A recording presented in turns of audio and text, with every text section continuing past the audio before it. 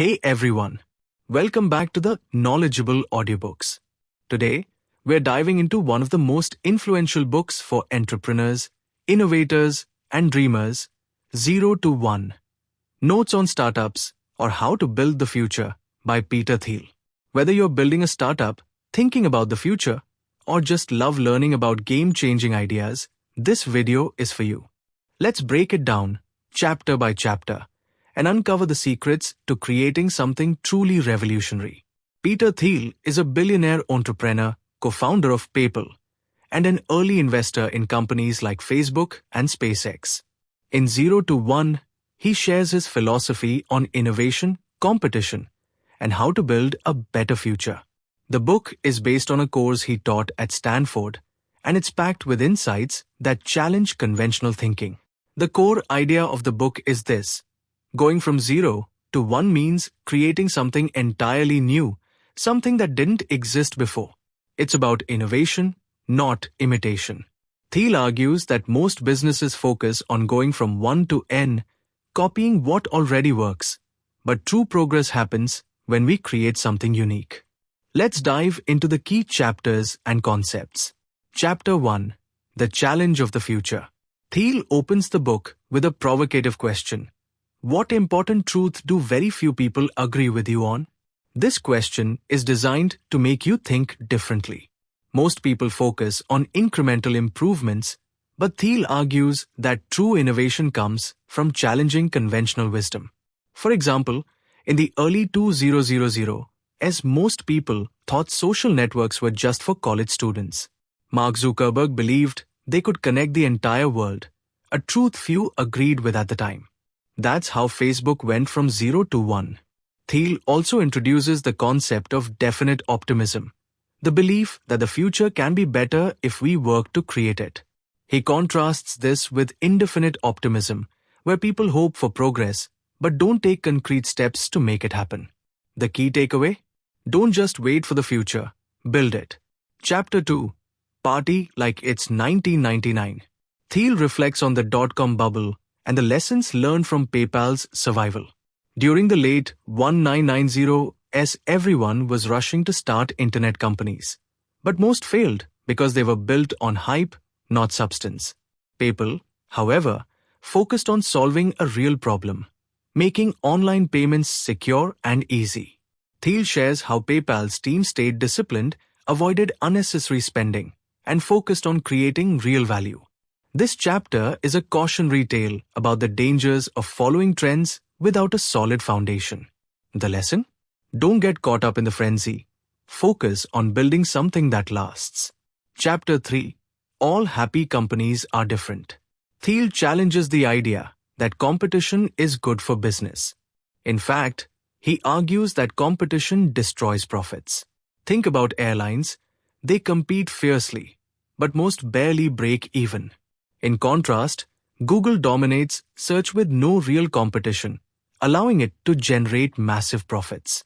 Thiel introduces the concept of creative monopolies, companies that are so innovative and unique that they face no direct competition. These companies create value for society while also thriving financially. The takeaway? Don't aim to be the best in a crowded market. Create a new market where you can be the only player. Chapter 4. The Ideology of Competition. Thiel critiques our cultural obsession with competition. From school to sports to business, we're taught that winning means beating others. But Thiel argues that this mindset is limiting. For example, imagine two restaurants competing on the same street. They might lower prices or spend more on advertising, but neither will thrive. Instead, Thiel suggests focusing on creating something so unique that competition becomes irrelevant. The lesson? Don't fight over scraps, create your own pie. Chapter 5. Last Mover Advantage. Thiel debunks the myth of first mover advantage. Being first doesn't guarantee success. Just ask companies like MySpace or Netscape. Instead, Thiel introduces the concept of last mover advantage, dominating a market for the long term by continuously innovating. Take Amazon. It wasn't the first online bookstore, but it outlasted competitors by constantly improving and expanding its offerings. The lesson? It's not about being first, it's about being the best and staying ahead of the curve. Chapter 6. You are not a lottery ticket. Thiel challenges the idea that success is just luck. While luck plays a role, he believes in deliberate action and planning. He contrasts definite optimism, a clear plan for the future, with indefinite optimism, hoping for the best without a plan. For example, Elon Musk didn't just hope for a future with electric cars and space travel, he built Tesla and SpaceX to make it happen. The lesson? Don't leave your future to chance, take control and design it. Chapter 7. Follow the money. Thiel introduces the power law, which states that a small number of companies will generate the majority of returns in any venture portfolio. This means that as an entrepreneur or investor, you should focus on identifying and supporting the few companies with the potential to become massive successes. For example, venture capitalist Peter Thiel invested $500,000 in Facebook in 2004. That investment is now worth billions. The lesson? Don't spread yourself too thin, focus on high potential opportunities. Chapter 8. Secrets. Thiel believes that the best businesses are built on secrets, ideas, or insights that most people overlook. Secrets are things that are hard to discover, but have the potential to create massive value. For example, Airbnb's secret was that people were willing to rent out their homes to strangers. Most people thought this was crazy, but Airbnb proved them wrong. The lesson? Look for secrets in the world. They're the foundation of groundbreaking businesses. Chapter 9. Foundations. Thiel emphasizes the importance of building a strong foundation for your startup. This includes choosing the right co-founders, defining roles clearly, and creating a company culture that aligns with your long-term vision. For example, Google's founders, Larry Page and Sergey Brin, shared a vision for organizing the world's information. Their alignment and complementary skills were key to Google's success. The lesson? A strong foundation is critical for long-term success. Chapter 10. The Mechanics of Mafia. Thiel shares lessons from the PayPal Mafia, the group of early employees who went on to found or fund companies like YouTube, LinkedIn, and Tesla. The key takeaway? Surround yourself with talented, like-minded people who share your vision. For example, PayPal's team was united by a shared belief in the power of technology to transform finance. This unity and talent pool helped them achieve extraordinary success. The lesson? Your team is your greatest asset. Choose wisely.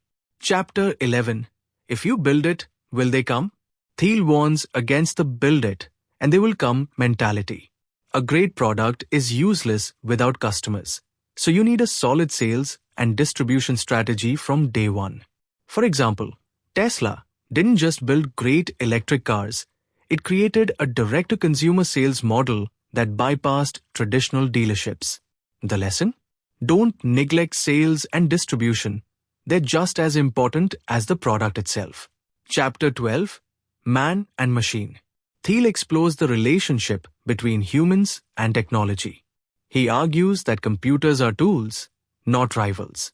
The future belongs to those who can leverage technology to augment human capabilities, not replace them. For example, AI is often seen as a threat to jobs, but Thiel believes it can empower humans to achieve more. The lesson?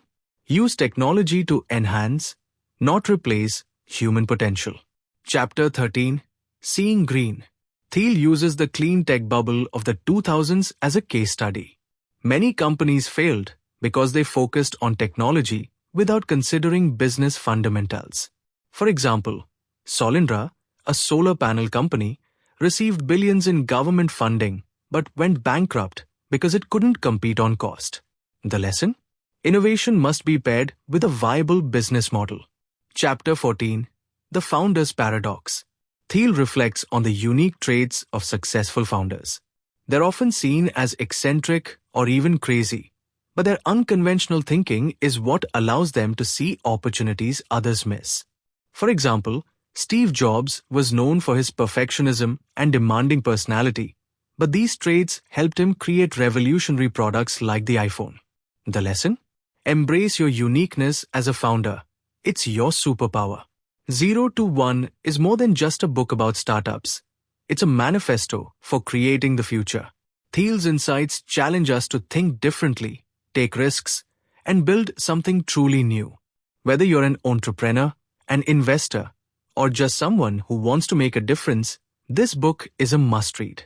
So, what's your 0 to 1 idea? Let me know in the comments below.